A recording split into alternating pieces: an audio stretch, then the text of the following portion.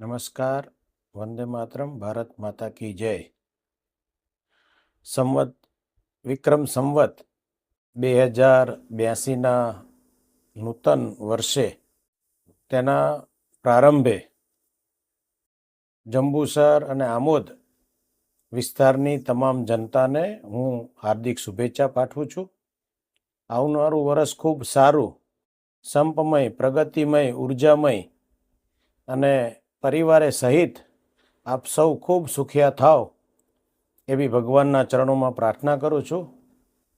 સદૈવ આપની ઉપર ભગવાનની કૃપા વરસતી રહે એવી પણ હું ભગવાન સ્વામિનારાયણ, સાળંગપુરવાસી હનુમાનજી મહારાજ અને વડતાલવાસી હરિકૃષ્ણ મહારાજ તેમજ અયોધ્યાવાસી ભગવાન રામચંદ્રજીના ચરણોમાં પ્રાર્થના.